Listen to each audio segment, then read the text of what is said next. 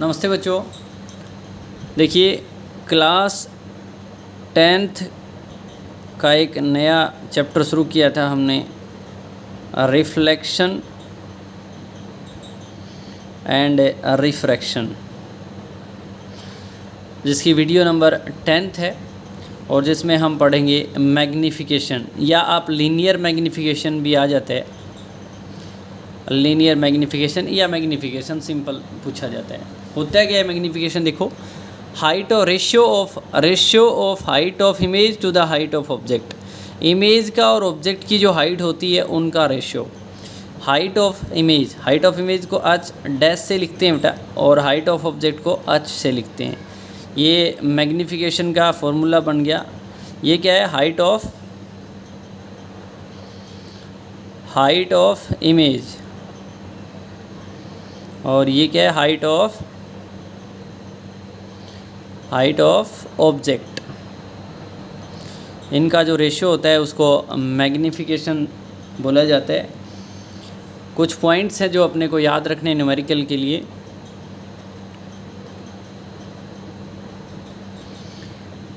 अगर आम पॉजिटिव आ जाती है, आम की जो वैल्यू है वो क्या आती है? पॉजिटिव आती है। मैग्नीफिकेशन अगर पॉजिटिव आती है तो जो इमेज बनेगी वो वर्चुअल और इरेक्ट होगी। क्या होगी? Virtual and erect. न्यूमेरिकल के लिए याद रखना है बेटा, आम की वैल्यू अगर पॉजिटिव आ जाती है तो इमेज कैसी बनेगी? Virtual and erect. अगर आम की वैल्यू नेगेटिव आ जाती है तो जो इमेज बनेगी वो रियल एंड इन्वर्टेड बनेगी। Real and inverted. तो आपको याद रख लेना है, अगर हम पॉजिटिव न्यूमेरिकल जब भी निकालेंगे, आम की वैल्यू अगर पॉजिटिव आ जाती है तो इमेज कैसे लिख देंगे अपन? Virtual and erect. आम की वैल्यू अगर नेगेटिव आ जाती है तो इमेज कैसे लिख देंगे? Real and inverted. एक पॉइंट याद रखना है, कनकेव मिरर की जो आम हमेशा पॉजिटिव आएगी। कनकेव मिरर की जो आम होती है, मैग्नीफिकेशन होती है, वो पॉजिटिव आएगी बेटा हमेशा। और कनकेव नहीं, कन्वेक्स है, CONVEX। और कनकेव मिरर की जो आम आएगी, मैग्नीफिकेशन आएगी, वो पॉजिटिव नेगेटिव भी हो सकती है और पॉजिटिव भी हो सकती है।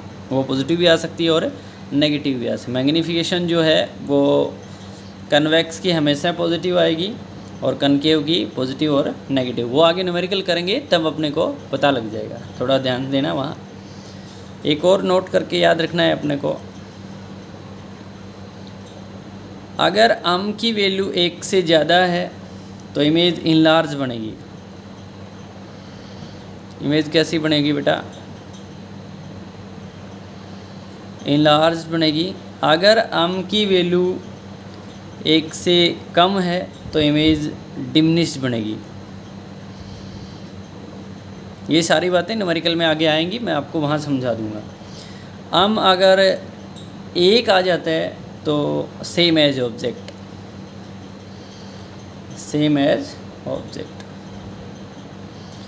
तो दोनों बातें ये याद रखनी है। मैग्नीफिकेशन अगर पॉजिटिव आ जाती है तो इमेज वर्चुअल और इरेक्ट। मैग्नीफिकेशन अगर नेगेटिव आ जाती है तो image real and inverted. Convex mirror की जो आम जो होती है वो पॉजिटिव आएगी हमेशा। कनकेव मिरर की जो आम जो है वो पॉजिटिव भी आ सकती है और नेगेटिव भी आ सकती है। अगर मैग्नीफिकेशन 1 से ज़्यादा आ जाए तो इमेज इनलार्ज लिख देना है अपने को। अगर 1 से कम आ जाए तो इमेज डिमिनिश, बहुत छोटी बनी है। अगर 1 आ जाए तो सेम एज ए ऑब्जेक्ट लिखना है, same as a object.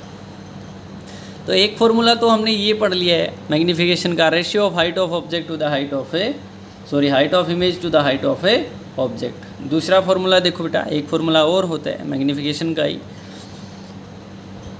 Minus value आएगी V/U।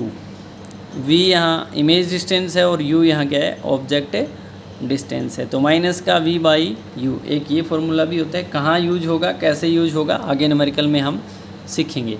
माइनस का v बाई यू। तो मैग्नीफिकेशन का फॉर्मूला अपने पास क्या बन गया फिर, आर्म इज इक्वल टू, एक ऊपर आ रखा है हाइट ऑफ इमेज अपन में हाइट ऑफ ऑब्जेक्ट, और माइनस का v बाई यू। ये मेरा मैग्नीफिकेशन का ओवरऑल फार्मूला बन गया है, जिसका हम न्यूमेरिकल में यूज करेंगे। याद कर लेना, नोट्स बना लेना बेटा। Thank you.